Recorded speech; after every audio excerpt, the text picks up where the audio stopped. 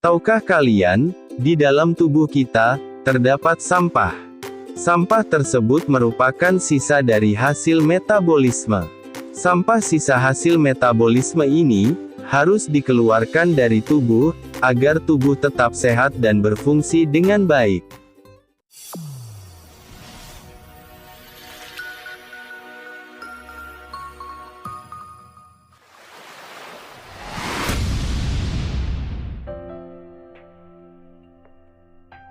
Proses pengeluaran zat-zat sisa, terbagi 3, yaitu ekskresi, sekresi, dan defekasi. Ekskresi merupakan proses pengeluaran zat sisa hasil metabolisme, yang bersifat racun, dan tidak lagi dibutuhkan oleh tubuh kita.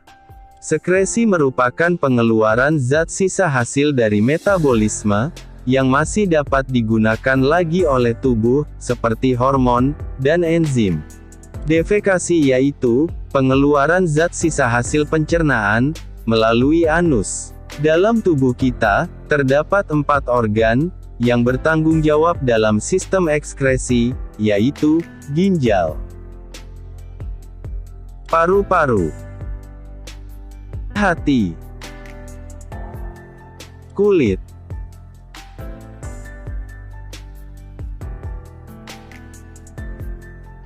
Ginjal, menghasilkan zat sisa berupa urin. Kulit, menghasilkan zat sisa berupa keringat. Paru-paru, menghasilkan hasil pernapasan, yakni karbon dioksida, dan uap air. Serta hati, menghasilkan empedu dari perombakan sel darah merah. Bentuk ginjal seperti pada gambar berikut. Jika kita menyayat ginjal, maka akan terlihat struktur anatomi ginjal seperti ini. Struktur ginjal, terdiri atas korteks, atau kulit ginjal, medula atau sumsum ginjal, dan pelvis atau rongga ginjal. Di dalam ginjal, terdapat arteri renalis, yaitu pembuluh arteri, tempat masuknya darah yang akan dibersihkan, serta vena renalis, yaitu pembuluh vena, tempat keluarnya darah. Pada ginjal, terdapat nefron yang berfungsi dalam proses pembentukan urin. Nefron, terdiri atas, badan Malpighi, tubulus contortus proximal, lengkung Henle, tubulus contortus distal, serta tubulus collectivus. Jika dilihat lebih dekat, pada badan Malpighi, terdapat gulungan-gulungan kapiler darah yang disebut glomerulus. Dan bagian yang menyelubungi glomerulus, disebut kapsula Bowman. Darah akan mengalir di dalam kapiler glomerulus, yang disuplai dari arteriola aferen. Aferen artinya masuk, dan kemudian darah akan keluar melalui arteriola eferen. Eferen artinya keluar. Selama darah mengalir karena adanya tekanan, menyebabkan molekul yang berukuran kecil di dalam darah, terdorong keluar dari glomerulus melalui ruang antar sel-sel endotel kapiler glomerulus. Sedangkan molekul-molekul yang ukurannya besar, seperti protein dan lemak, tidak dapat keluar melewati ruang-ruang antar sel endotel kapiler glomerulus, dan akan tetap berada pada kapiler glomerulus. Sehingga hanya molekul-molekul kecil saja yang akan tertampung dalam kapsul Bowman. Proses penyaringan ini disebut filtrasi. Hasil filtrasi ini disebut urin primer.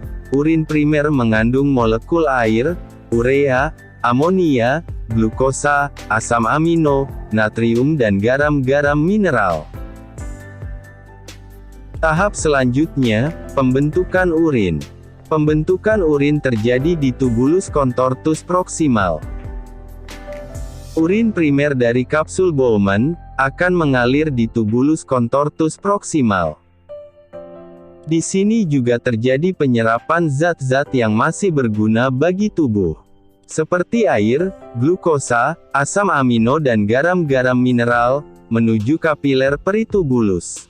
Yaitu pembuluh kapiler darah yang mengelilingi nefron. Sebagian air akan diserap kembali ke dalam darah, akibat adanya pengaruh perbedaan tekanan osmotik antara urin primer dan darah. Glukosa dan asam amino akan diserap kembali melalui transport aktif, melalui epitel tubulus menuju kapiler peritubulus. Sedangkan molekul yang tidak berguna lagi seperti urea dan amonia akan tetap berada pada tubulus contortus proximal. Proses penyerapan kembali ini disebut reabsorpsi. Hasil dari reabsorpsi disebut sebagai urin sekunder. Urin sekunder adalah urin yang sudah tidak mengandung lagi zat-zat yang masih berguna, seperti glukosa dan asam amino, tetapi hanya terdapat zat yang tidak berguna lagi bagi tubuh, seperti urea, amonia dan sebagian kecil garam-garam mineral. Selanjutnya, urin akan mengalir ke area yang melengkung dan menyempit, yang disebut lengkung Henle.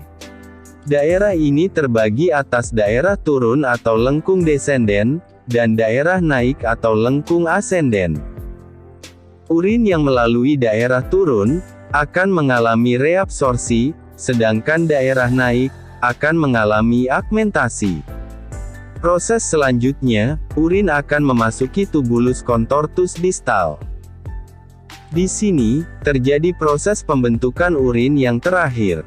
Di tubulus contortus distal, urin akan mengalami proses agmentasi, yaitu proses penambahan zat sisa yang tidak dibutuhkan lagi oleh peritubulus ke tubulus.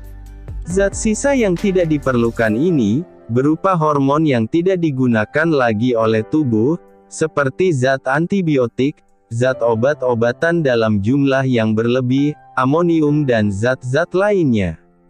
Hasil dari augmentasi ini adalah urin sebenarnya yang mengandung air, urea, amonia, serta zat tambahan yang tidak lagi dibutuhkan oleh tubuh seperti zat hormon, zat obat-obatan dan garam-garam mineral. Selanjutnya, urin akan memasuki tubulus kolektivus dan mengalir menuju kandung kemih dan siap untuk dikeluarkan melalui saluran uretra.